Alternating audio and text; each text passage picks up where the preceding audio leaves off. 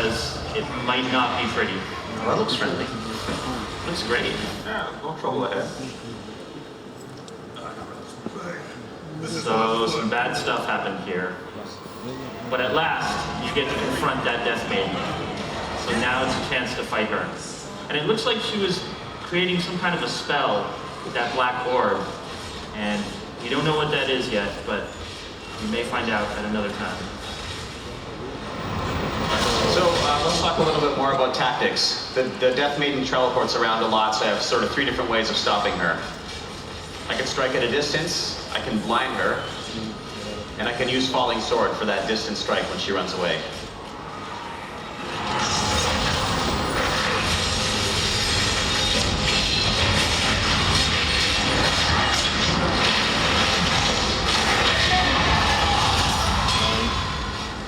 Nice work. Goodies.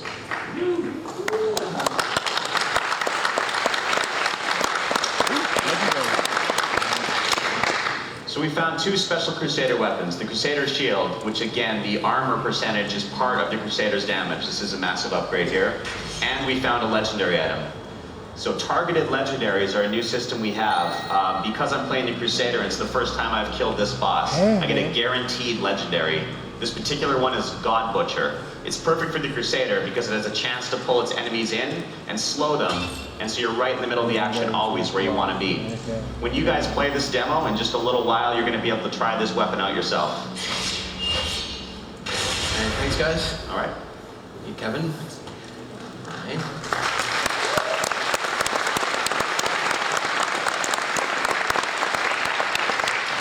All right, now you got a good sense of what the story is, who the Crusader is, and you saw a little bit of the demo. I want to get into some of the details, because for us it's really important that we really revamp and we really sort of change our philosophy when it comes to loot. As you saw in the demo, Kevin was finding a few upgrades while playing, and especially that targeted legendary really speaks to the changes we're making with what we're calling internally as Loot 2.0. Our basic philosophy is that we want to make sure that playing the game is the most fun, the most rewarding way to get items. The way we're guaranteeing that is by focusing on making sure that we're dropping less, but better and more epic loot overall. Really want to make sure that we're not constantly filling up your bag with items you don't care about. That when you do find an item you care about, that it actually has a meaningful change to your character. We want to make sure that our legendaries are as build changing as we can make them. So I'm going to talk about some of the systems that are going to allow us to really deliver on the promise of Loot 2.0. And the first one is smart drops. So what are smart drops? Every time an item drops, there's a chance that we're going to tweak its stats, its affixes, so they're tailor-made for the class that you're currently playing. So if I was playing a Demon Hunter and this quiver dropped for me, you're seeing already that you've got a really good dexterity boost, good vitality, but more importantly, if you look at the legendary affixes, the ones in yellow, those are really the ones that we're talking about making the legendaries as awesome and as epic as we can make them. But before I really get into more of our legendaries, I just want to quickly show you guys a comparison between where loot is right now in Diablo 3 and what you guys can expect come Rebirth Souls. So if you're going to take a normal playthrough of Act 3 with a Paragon level 40 character, this is the quantity of loot that is currently dropping in Diablo 3. So that player found 256 common items, 399 blue items, 275 yellow items, and 1 legendary. So there's hope that one of these items was good for you. So now let's fast forward and let's take that exact same playthrough of Act 3, but bring it into Rebirth Souls and show you some of our early results from our experiments with Loot 2.0. First thing, 73 whites. Drastic reduction from what you saw in Diablo 3, but more importantly, we're making these useful because we're introducing a new crafting reagent around common items. So there'll be a reason for you to pick them up. Blue items get a reduction as well. They're still important that you find a lot of these because these are the items that you're going to be using for reagents, but we're also introducing transmog, which I'm going to talk about in a second. But the real important change is when it comes to the rare or the yellow items. Big change from 275 to 83. The thing to keep in mind is that every single one of those items, those 83, is a chance to be a smart drop item. That means that we're increasing the chances of you finding a side grade or an upgrade. And finally, what about those legendaries? In that playthrough of Act 3, we found 6 legendary items. It doesn't mean that we're throwing out legendaries like they're going out of fashion. The thing is, there's still going to be those really rare legendaries that players are going to want to hunt for. But we want to make sure that players are seeing legendaries more often, and they're really trying to deliver on the promise of making those legendaries build changers. So let's take a quick look at some of the legendaries that dropped during this playthrough. So here we have the puzzle ring. There's 2 versions. The version that is currently dropping in Diablo 3, and the version that will be dropping in Reaper of Souls. The thing you'll notice right away is that the Reaper of Souls version is actually rolling up to level 70. One of the changes we're making is making sure that all the legendaries can roll at all levels. But the most important change is you look at the legendary affix. If you equip this ring, you're going to summon the treasure goblin. And what is that treasure goblin going to do? Every time there's items on the ground, if you're killing all the monsters in Diablo, there's a chance that treasure goblin will drop a rare or legendary item for you. It's a great example of how we're trying to make our items, our legendary items, interesting. But how we make them build changers? Let's take a look at a wizard-specific legendary. Here we have the Serpent's Sparker. And what's cool about the Serpent's Sparker is it's built around the Hydra skill. One of my favorite skills when it comes to playing a wizard. And the effect here is that every single time you kill a monster, there's a chance it's going to summon a Hydra. So if one Hydra was cool, could you imagine a battlefield of Hydras just laying waste to all the monsters? Good example of how we want to make our legendaries build changers. And finally, a monk legendary. This was really built around Dashing Strike. So here you notice that if Dashing Strike hits an enemy that is more than 25 yards away, it's essentially a free skill. Again, a really good example of how we want players to be using these legendaries that they're finding more often to really build their characters around these great items. But we're not just making changes to the low-level item gameplay by dropping less, better, or more epic items. We are also introducing a new artisan to Diablo 3 and Reaper of Souls, the Mystic. Now, what can the Mystic do for you? 2 fantastic things. The first one is transmogrify, which means that you no longer have to sacrifice your visuals of how your character looks for power. So you have a very particular look of how you want your character to look. You can go to the Mystic, and you can essentially choose any of the appearances of any of the items that you picked up in the game, and a small gold cost, swap that appearance for the one you really want. But the really exciting change with the Mystic is enchanting. And what can you do with enchanting? Enchanting allows you to re-roll a single affix in any rare or legendary item.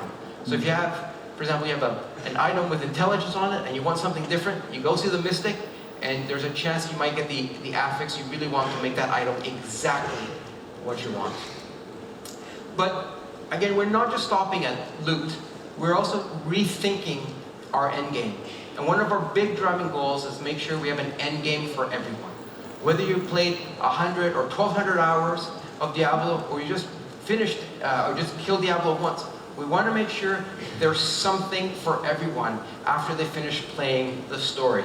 The first thing players are going to encounter is, with a new level cap of 70, every class in the game is getting new toys to play with in the shape of skills, runes, and passives. The really exciting change that we're adding is a brand new way of playing Diablo 3, and that is what we're calling loot runs. What's a loot run? Well, it's a 15 to 20 minute dungeon, multi-tiered dungeon, where we fully randomize the environments, we fully randomize the monsters, the weather, and most importantly, the boss at the end that you need to defeat if you want to walk out of the dungeon with all the loot. So here's some simple screenshots of some of the loot runs. Here we have the cathedral with different lighting conditions and different monsters. Same here for the oasis. And here I have some of the Zoltan Kuhl's archives. And again, we're really leveraging the full randomization that's at the heart of Diablo and making sure that there's an interesting and a very novel new way to not just play, but more importantly, get those legendaries that you want so much. And finally, the last thing I want to talk to you guys is what changes we're making to the Paragon system. There are 3 big changes. The first one is that it's no longer, it is now account-wide. So as long as you have one character at max level, all your characters will get the benefit from Paragon. The other thing we're changing, there's no longer a ceiling. There's no cap. So if you want to be Paragon 100, 200, 300, 400, 1200, as long as you want to keep playing, you're going to be gaining Paragon levels, and more importantly, Paragon points. So for the first time in D3, we're going to give you, the players, the feature you guys wanted from the beginning. It's a way to fully customize your character. So every time you gain a Paragon level, you'll be able to spend a Paragon point on any of your characters to either increase your core stats, your offensive stats, your defensive stats, or your venturing stats. And this will allow you to tweak and tune your Barbarian, your Crusader, your Demon Hunter exactly how you want them to be. So, by introducing a new class with the Crusader, continuing the story in a more dark, more gothic setting of Westmarch, and all the changes we're making to loot runs, and the Paragon system, you have a really awesome feature-rich expansion for you guys to get your hands on when it comes out. Now, one last surprise for you guys. We have the world premiere of our gameplay trailer. Let's roll it.